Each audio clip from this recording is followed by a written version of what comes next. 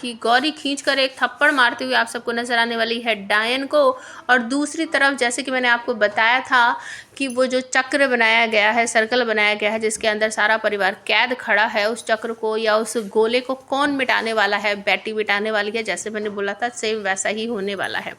तो अपनी जादू के पावर से बेटी जो है उस सर्कल का छोटा सा पार्ट एक मिटा देती है, और उसकी वजह से सारा परिवार जो है वो धीरे धीरे करके उसके अंदर से बाहर निकलेगा। ये सब होगा कैसे, मैं आपको बताती हूँ।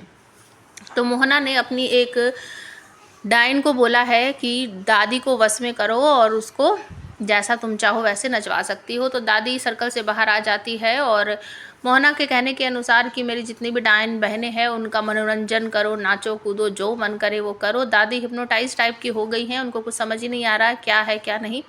तो वो अजीब तरीके से नाचने लगती है, जैसा उनको आ रहा है, जैसा डायन उनसे करवा रही है वो बिल्कुल वैसा ही करती जा रही है।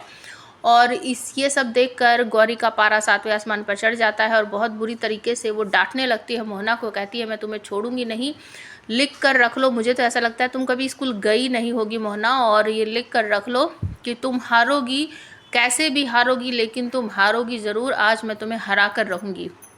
ये सब देखने के बाद जो मोहना है और सुनने के बाद उसका भी पारा चढ़ जाता है, और वो कहती है कि ये इस तरीके से बाज नहीं आने वाली है, इसे सबक सिखाना पड़ेगा। तो जैसा मैंने बताया कि बेटी जो है वो थोड़ा सा सर्कल मिटा देती है, जिसकी वजह से गौरी अपने परिवार को धीरे धीरे कह देती है कि मैं इसका ध्यान भटकाती हूँ और तुम सब इस सर्कल से निकलकर घर के बाहर चले जाओ। प्रथम वंशियों को जाकर यहाँ का हाल बताओ और उनसे पूछो हमें क्या करना चाहिए। तो जैसे ही हर्ष और बाकी 2-3 लोग उस सर्कल से बाहर निकलते हैं, तुरंत वो घर के बाहर जाते हैं और प्रथमवंशियों को सब कुछ बता देते हैं कि अंदर ऐसा ऐसा हो रहा है, हमें क्या करना चाहिए। भाभी पूछ रही हैं, रिश्वा पूछ रही हैं। तो प्रथमवंशी उन्हें बताते हैं कि घर के अंदर जो मंदिर है वहाँ पर जाकर प्रथम जोत जलानी पड़ेगी और प्रथम जल से सारे घर में हमें छिड़कना पड़ेगा। ये जो क्रिया मोहना कर रही है ये तभी बंद होगी, ऐसे नहीं होगी। तो ये सारी बातें जो हैं वो अब गौरी तक पहुंचानी है। इसके लिए हर्ष, अर्जुन और सिया ये सब मिलकर प्लानिंग कर रहे हैं कि किसी तरीके से हम अंदर जाए। तो दूसरी तरफ आपको ये भी देखने को मिलेगा कि गौरी जो है उस सर्कल में से थोड़ी सी राख टाइप की कुछ है वो उसे उठाएगी और भागते हुए सर्कल से बाहर निकलकर जिस डायन ने दादी के ऊपर कब्जा कर रखा है उसकी आंखों में डालेगी और उसको खींच कर एक थप्पड़ मारेगी, जिसकी वजह से उसका सम्मोहन जो है दादी के ऊपर से हट जाएगा और दादी नीचे गिर पड़ेगी। और ये सब देखने के बाद मोहना बहुत चीखती है कि मारो इसे, पकड़ो इसे, और एक कांच का टुकड़ा आकर गौरी को लगता है, वो घायल होकर नीचे गिर जाती है।